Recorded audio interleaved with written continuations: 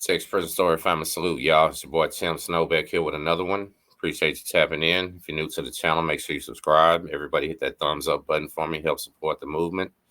And I appreciate you being here, right? There's a new channel on YouTube called Growing Revelations. As you see in that picture right there, it's by Sandman Productions. Sandman is a guy that's helped a few of the West Coast channels through the years, behind the scenes work, doing some editing, networking people together, but never really had his own channel. He finally just started one, and he tapped in with a gold mine right here, y'all. Very interesting content. I think you might want to check his channel out. And he did this right here for me at a special request, right? It's him speaking with John Greshner, one of the Aryan Brotherhood of California, one of the brand commissioners. He was one of the three leaders in the federal system. Also, of course, did time in California prisons too. So when it comes to the Aryan Brotherhood, the brand, he was one of the bosses of the bosses. He could have your life ended or he could save your life. He could make you or break you. And he's about to tell the story about the first time he came face to face with an Aryan Brotherhood member from Texas. And we're going to see how it goes. Because I swear this one's interesting, y'all. You type in the comments, do you think it's going to go good or it's going to go bad? I don't know. Let's see. So my brother Tim Snow from Texas Prison Stories asked about the ABT, how it started and the brand's reaction, and was there any static when they hit the feds? Okay, well, here's what happened with the ABT. At first it was TAB, Texas AB. It wasn't AB of Texas, it was Texas AB. Now, in the early, I think about 92, late 92 or going into 93, a dude drove up to Marion, and he was in I unit with us. I was in I unit under an investigation for an air piracy case. Snail came in. He was one of the fellas. He came in from B unit. He'd made a call, talked to a guy out on the streets named Slow, and Slow made the statement that Puppet, one of our guys, getting whacked out there in Lompoc, it was a good green light, but it wasn't. Barry did that, but it wasn't. But the thing was is this, Slow's in the streets, but he knows all these calls are taped. And he shouldn't even be saying shit like that. Well, he got Snail arrested and put under fucking investigation in the hole. So Snail's right next to me in the hole. So what he's saying is it's him, the commissioner, which is one of the three federal leaders, and another made man, Snail. Snail was kind of notorious too. There's a lot of stories about him. I think he later became a commissioner, if I'm not mistaken. So these are two powerful guys right here. They live and die and breathe the Aryan Brotherhood, the brand, the Shamrock, all that type stuff. So if anything is ever going to happen or a call is ever going to be made, it's probably going to happen right here in Marion, the control unit type spot where all the worst of the worst in the federal system are. And these are the leaders. So I'm excited to see what he says right here happens when the Texas guy rolls up. And I unit on A range, right next to me. So a dude comes in from Texas named Big Mike McCarthy, and he told us that he was a Texas AB. He said at that time there was only like maybe on the yard he was in, it was like, he said like 5 or 6 of them. There's like 5,000 people there, but they were holding planting their flag, holding their shit, right? Well, see, prior to that, there was always a thing that nobody else could claim AB. Nobody. Doesn't matter where you're from, this, that, whatever. You just couldn't do it.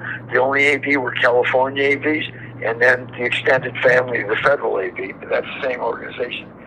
So me and Snail had a conversation about that, and I told him, listen, man, first and foremost, I respect good people and I respect good white men.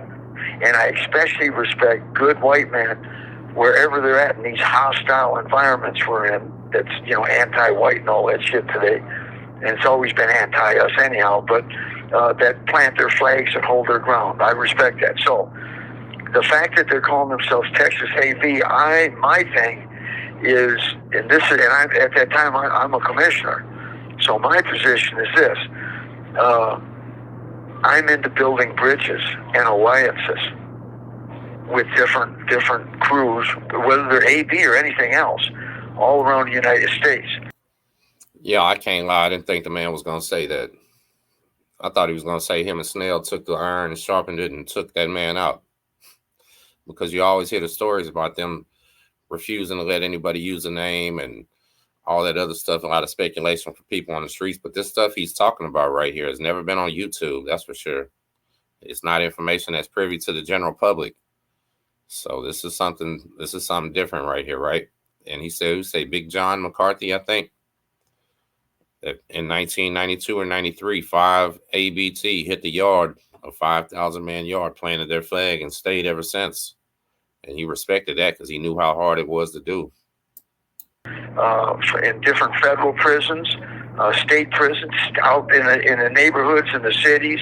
I'm into building alliances and doing good business deals, because good business transactions leads to good friendships and leads to good stability, whether it's in individuals or organizations. It leads to inroads and relationships with other organizations, and stable relationships, good relationships.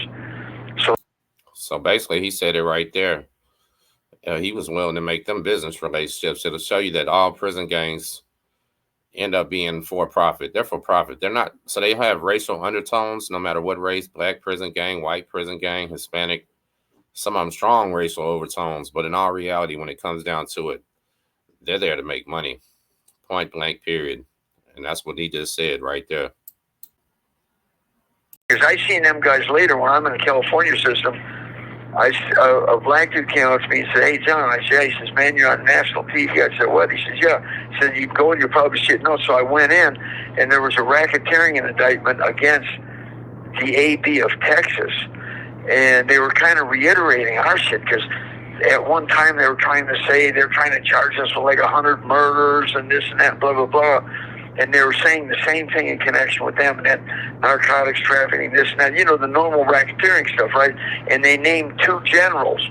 One was a general they called Slick, and the other one is General Jive. That's old Jive. Yeah. Charlie Roberts. His picture was right on there, and while they're showing these, in the upper left-hand corner of the TV screen, the right profile of my face is shown, and I'm talking and I'm pointing to somebody. I don't know who the fuck it is. This is some old film. They're just cutting and pasting of me and superimposing it into this Texas thing. And I told you, I said, I don't know what the fuck they're doing with that me for. I'm not Texas AB. And I know, Jive, me and him picked up cases together back in the days. So did you hear that? He just said him and Jive, one of the generals of the ABT, picked up a case together back in the day. So there's definitely more to this story right here. And we're going to have to get Sandman to dig a little bit deeper into that, y'all. I'm going to put a link to the new channel in the description right here. And I'm going to put it, this video, if you want to watch the entire video, on there and check it out. I just wanted everybody to see that it started off building bridges, building alliances, not California versus Texas. And all that California versus Texas stuff right now is just silly. We need to stop it, y'all. But for some reason, we all do it. Texas Prison Story family, salute.